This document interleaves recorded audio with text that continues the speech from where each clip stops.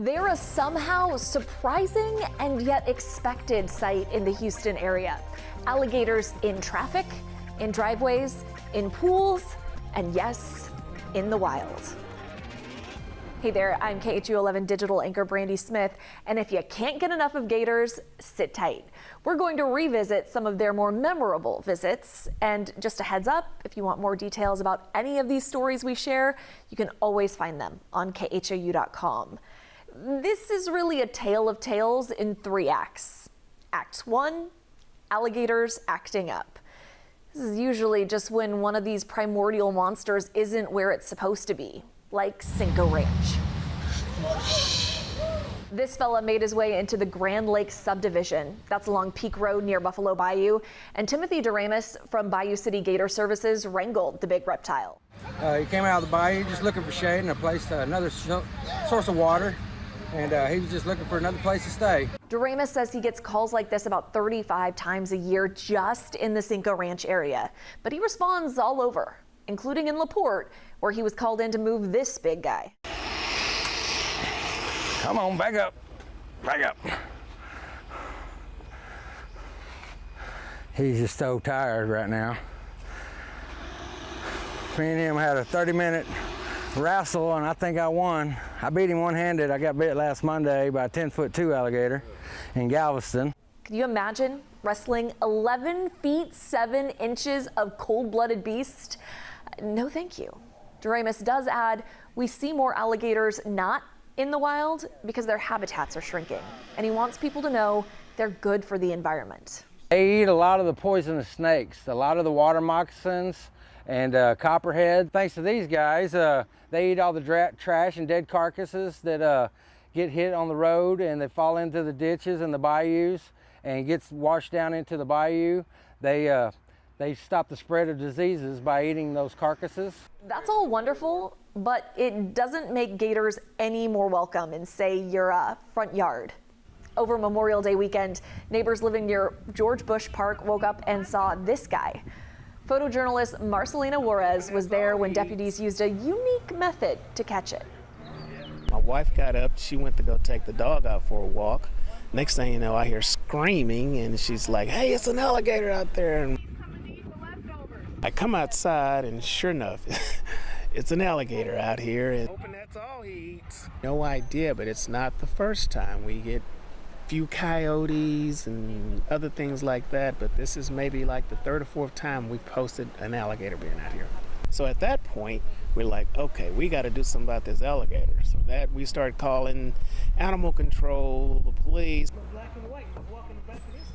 Constable shows up, they can't get nobody on the phone to come out here and get it because I'm assuming the holiday and nobody wants to come out and fool with an alligator, but we can't leave an alligator out in the neighborhood. Pull up and then slam the door down, and then we'll take him out to George Bush and cut him loose. She was probably more concerned whether or not we were going to be able to get it out. Got chicken, and we were just feeding it. Well, I figured the gator watched TikTok too, so it was probably not going to go in that trash can, but it did. And as it walked into the trash can, flip him in the trash can, duct tape the trash can. What a morning. It's been a terrific morning. Wildlife out in our neighborhood. Constables named him Steve, so hopefully Steve won't be around here anytime soon. Believe it or not, gator wrangling is not one of the skills law enforcement officers learn in the academy. But do it enough, like the FULSHEAR Police Department, then it kind of becomes second nature. It's kind of an ongoing joke about our training program is that you have to be indoctrinated into capturing alligators. So this is just the time of the year for it. With all the rains and all the wet weather we've had, they become migrant. This is a nesting time for them, so a breeding time. Just a reminder, don't feed alligators. If you do, that's incentive for them to stick around. Because if they do, they'll definitely make themselves at home, like this one did. FULSHEAR police responded to a trespassing call, only to find a small alligator in the family's backyard pool. Officers say he put up a fight at first, but they were able to relocate him. Maybe he was just looking for a spot to relax. This guy found one. Yeah, back in 2019, David and Melody Cartledge sent us this video of an alligator hanging out on the beach at Bolivar Peninsula. Not something you see often, except a little less than a year later, it happened again, this time on McFadden Beach. A Beaumont photographer was hanging out with his wife when he spotted the gator just soaking up the sun. Janelle Bluda talked to the couple about that sighting. An escape to the ocean often includes a little sun, a lot of sand, and a great place to find some peace. That is, until you see this guy. Seemed to be kind of sunning himself, didn't seem to be very aggressive. He's not the first visitor you'd invite. I seem to not have irritated him, I just seemed to be more of a distraction to him. But it turns out finding alligators on the shore is not as uncommon as you'd think. Harvey Warren captured this lazy gator just north of Galveston. I don't think I've seen one just kind of lounging on the shoreline, so I thought that would be interesting. Texas Parks and Wildlife says it happens a couple times a year and they can only survive in salt water for a few hours, sometimes days. This reptile was recorded last July. It's not a concern as long as you keep your distance. But alligators in saltwater is common enough that Dr. Lena Peterson with Texas A&M Galveston is doing research on it. Will that potentially affect alligators over time? Her goal, as salinity increases in natural alligator territories from either storms or drought, she wants to know, can the gators adapt or will they move? Meaning that alligators get pushed into more northern ranges. She says there are two main reasons an alligator may be found in the ocean. It could have been flushed out by floodwaters that moved it downriver, or it's looking for food. These are foraging excursions that normally last only a few hours, and then they will return to their freshwater habitats. But for Warren, it's something he's seen before and something he'd be happy to capture again. Just part of beach life. That's the reason I take the pictures, just to kind of show what goes on down at the beach. Here's the bottom line. It's rare to encounter an alligator on your beach trip, but if you do, stay away. If you think it's unsafe, you can report it to Texas Parks and Wildlife. That's exactly what folks did when they saw this guy a long way from home. The alligator apparently made a 300-mile journey from Louisiana to Malachite Beach. Staff at the Padre Island National Seashore found him and took him to a rehab facility so he could recover from his long journey. Now to the Fred Hartman Bridge between Baytown and LaPorte. The Harris County Precinct 8 Constable's office shared this photo of a gator that somehow wandered onto the bridge, and it didn't mind traffic at all, even appeared to be napping at one point. Texas Parks and Wildlife crews relocated the gator. It's not terribly unusual to spot a gator on a road in southeast Texas, and Mother Nature is usually to blame. Like during Tropical Storm Nicholas in 2021, when flooding in canals dragged this 10-foot gator out of the ditch. He crawled across I-10, got stuck against a barrier wall blocking traffic. The Jefferson County Sheriff's Office called in Gary Sarge, who owns Gator Country. We come in and the deputy said, I need you to move this alligator, and we roped it, put the door down, didn't even tape his mouth, put him right in there and drove off. It was the fastest alligator catch I've ever had. We put the alligator into one of the ponds here about 8 this morning, and so far he's fine. He's already coming up. We're already starting to feed him. He's great. The gator, nicknamed Major Nicholas, was not happy about his capture and decided to show his displeasure by breaking down one of the doors at Gator Country when he got there. This guy ended up at Gator Country too after it took 3 guys to get him there. He was hanging out along MLK Parkway in Beaumont. Livestock officers worked together to move the 10-footer, but they say they had to hurry because they had a wedding reception to attend. The good news is they made it. If it's not clear from some of these videos, the gators can be a little stubborn. This feisty 8-footer gave an Humble couple the scare of their lives. We pulled up in front of the house here, and when my girlfriend got out, she went to go unlock the door and open the garage door to put my boat in. Well, there was an alligator on the front porch, and he slapped her with a tail, and she had to go to the hospital and get checked out and everything. And she was fine, by the way. Precinct 4 deputies relocated the gator to a more suitable habitat. Which brings us to Act 2, where the gators go. The easiest answer is back where they came from, the swamps, bayous, ponds, and creeks they typically call home. Problem is, then sometimes we are the intruder. Matt Doherty explained why this is an issue during a visit to Oyster Creek. Not far from this spot, there are signs posted which read, "Alligator trapping is currently in progress." Rowers aren't sure why this is happening, but they say it is frightening. I've been rowing over 20 years in this body of water, and we've never had a alligator attack. Dee Connors is the president of the Greater Houston Rowing Club. She says the problem started about 2 weeks ago when a man in his 80s was rowing early in the morning. One day he hit the alligator with his oar. On the second day, the alligator came up and chomped the end of his boat, and his boat started sinking, but he made it to shore. And he had to walk with his boat for about a mile. Nobody was hurt. That attack happened behind the Lifetime Fitness. Here's a picture of the man's boat. You can clearly see the teeth marks in the jagged hole. Last week, it happened again. And another one of the rowers was just rowing out behind me, and another alligator chomped the end of his boat. He didn't get it as hard as the first one, so he just rowed to the shore. And this is what happened to that man's boat. Rower Kristen Klein cruises right past an alligator in this video clip.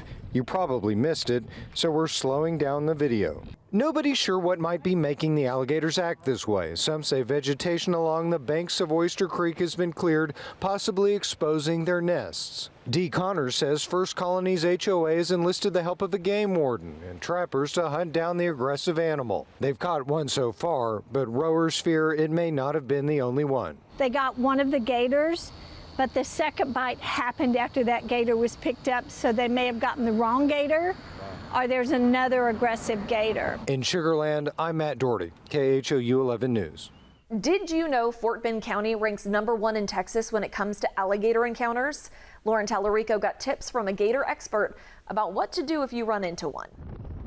Yeah, and I have a deep, healthy respect for them. I guess you can call it a love for them. This is Chris Stevens, better known as Gator Chris, and it is his job to manage alligator populations around Greater Houston. To go out and teach alligators and people how to get along, how to behave. It's a necessary skill in Texas. We live among 500,000 to 1 million alligators. Texas Parks and Wildlife says most of them live in Liberty, Orange, Chambers, and Jefferson counties. Gator Chris adds one more. Honestly, probably every neighborhood in Fort Bend County that has a pond or a creek that goes through it. He says gators don't typically pose much of a threat. And they really don't want to bite us or be around us or mess with us. So here in Texas, there's only been 2 fatal attacks in 200 years. There were 2 non-fatal attacks in Texas last year. Both fishermen, both accidentally stepped on one.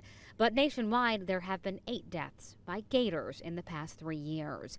Experts say usually they become dangerous because we feed them, which, by the way, is illegal. And that sort of behavior breaks down the fear barrier that alligators naturally have to stay away from people. If by chance you come eye to eye with one, you should back up in one direction as quickly as you can, really ideally trying to keep your eyes on it as soon as you see it. But if it's really running at you, you want to turn and run one direction as fast as possible. That zigzag thing is crazy. And the best thing is to observe from afar. Stay away from it. Don't mess with it. Don't interact with it. Don't feed it. Do what the law says. Stay 30 feet away from it. Go around it. If it's in your fishing spot, fish somewhere else. Lauren Tallarico, KHOU 11 News. In between Houston and Beaumont, you can't miss Gator Country along I-10. The adventure park is home to lots of different reptiles, including some of the biggest gators in the state. But flooding during Tropical Storm Imelda helped the almost 14-foot Big Tex fly the coop by pushing him and other gators out of their enclosures. Lauren Hensley visited Gator Country after the floodwaters receded. The bathroom at Gator Country, occupied. The intern's break room, also occupied. Well, we had to turn this into a holding station. We had no dry land anywhere. Just take a look at the water surrounding the entrance to Gator Country. Right now we're in a Dodge Dually it's lifted 6 inches. And yesterday was the first day that we were actually able to come in. Once they got on the property, the work began. Outside, hundreds of animals without a home. Before we can even start on the floor, we have to move all of our animals out here so that we can pull the floor up. Not only that, now we have to spray the whole place with bleach. These animals can't be in there. This is incredibly hard. Here they come. Keeping these animals comfortable and healthy. It's like they know, it's like they know something bad happened. Is what the staff does best. They're still so shy. Hey, is that Kong? And slowly, gators that have been unaccounted for. That's Kong. Hey, we didn't even know he was here. are popping back up. A welcome sign, Gator country will recover. Good job, team, good job. Gator country did reopen, and Tex is back home now. And to make sure he stays there, the park built a new gate. Cristiana Ramos showed us how it works. It's as simple as installing this 8-foot-high fence. It's able to withstand 1,100 pounds, so not even big Tex can get through it. But when the water comes, we close everything down. Animals get lost after storms, but that unexpected friend lurking in floodwater isn't your neighbor's pet pig. That's Big Tex, a 14-foot alligator who swam away from Gator country after IMELDA dumps 43 inches of rain in 3 days. And they're like, look, Gary, you're just down in a bowl. I mean, you've got I-10 that's being built up every day, even more. You've got 365 on this side. You're just stuck. Owner of Gator country, Gary Sarge, says they've learned a lot after several floods. We finally did it. We were able to high fence all 12 acres that sits on the inside of Gator country. When you see an alligator later, it won't be one of theirs. We put our fence posts an extra 3 foot in the ground. Our tallest watermark in here was 5 foot. So we knew that if we would go 3 foot over that would contain the alligators. After visits to a few deer ranches, Sarge invested $40,000 into installing the 8-foot fence, one not even Big Tex could get through. Sorry, big guy. I went with a pretty high-grade, thick, heavy metal, and they did a tensile test with me. It'll actually put up with 1,100 pounds of being pushed. Sarge says if it helps him sleep at night during hurricane season, then you shouldn't be worried. We are better prepared today than we ever have been. It took about 3 weeks to build the fence, but this will be the first hurricane season to actually test it out. In Gator country, Cristiana Ramos, 12 News. Okay, we've reached Act 3. Gator guys and gals. You've probably noticed a couple names popping up repeatedly in our stories. They are the folks who have made it their mission in life to keep alligators safe, which usually means away from humans. Melissa Correa caught up with one trapper to find out what it takes to go head-to-head with gators. That's Tim DERAMUS, watching his fingers and toes Monday as an 11-foot, 7-inch gator loads itself onto a trailer in LaPorte. He was down in the bayou where the kids catch turtles and crawfish. It didn't feel safe for the kids to be down there, and so they had us pick him up, and he's going to go to Gator country and get to live out the rest of his life. Hey, come over here. Trained by Texas Parks and Wildlife, Tim's rounded up the reptile for 8 years. Come on off. Get your leg caught. I catch about 250 alligators a year. Come on. Come on. A little bit more. And this actually makes number 30 for the month. Wrestled this one out of a front yard in Humble 2 weeks ago. The biggest misconception of alligators is they are attack animals, and they are not attack animals. They are more afraid of people than people are of them. People are phoning in more sightings to game wardens, who then send Tim, an urgent responder. I save these gators from the public. Calls are up. May is mating season. He's just so tired right now. Me and him had a 30-minute wrestle, and I think I won. I beat him one-handed. I got bit last Monday by a 10'2" alligator in Galveston. The big gators move on to a sanctuary in Beaumont. Get hand-fed and live a happy life. One down, dozens to go for the guy who wrangles gators for a living. Melissa Correa, KHOU 11 News. You can't talk gators without mentioning Gary Sarge. Maybe you recognize him from the show Gator 911. He's also the owner of Gator Country, part adventure park, part animal sanctuary. But you don't get to see him at the park very often because he's often out doing alligator rescues, about 150 of them a year.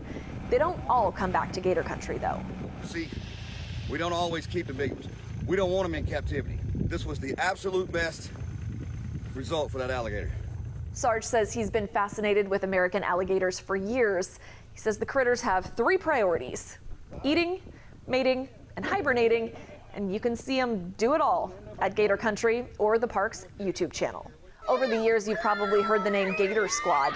Gator Chris and Gator Girl, real name Christy, often found themselves in situations like this one. CHRISTY told Adam Bennett what it took to get this 7-foot gator out of a CINCO ranch pond. See, that looked pretty tough. You guys are out there a while. Oh, it was crazy. Yeah, you know, when an alligator's scared of people, it's going to go underwater, it's going to hide, and they can hold their breath for up to an hour. So we were out there just playing the waiting game. Finally, we saw a trail of bubbles, so we kind of knew where she was. Chris was able to hook right over her back. Thankfully, we caught her. He reeled her into shore. We put a rope around her neck. Then it was just tug of war pulling her up on land, and she's a big, healthy 7.5 female, probably about 165 pounds, and you know, she outweighs me by a whole lot, so trying to pull her of it takes a lot. You got your workout for the day? Sure did, yeah, I'm done. And an honorable mention to Mike Trin, who owns Mike's Seafood in Cypress. He lives in Missouri City, though, and he was getting his kids ready for school one day when he realized it was time to leave, and there was an alligator in the driveway. Because he was in a rush, Trin wrestled the gator himself, taped its mouth shut, and put him back in a nearby bayou. Experts do advise against doing that yourself. Call the pros instead. These are just some of our area's gator stories. You know there will be more. If you see what looks like a story in the making, tell KHOU 11 about it. There are a couple ways to do that. You can text your photos to 713-526-1111. You can upload pictures and videos using the Near Me feature on the KHOU 11 News app, or you can email us at newstips@khou.com. That'll do it for now. And you know I have to. See you later, alligator.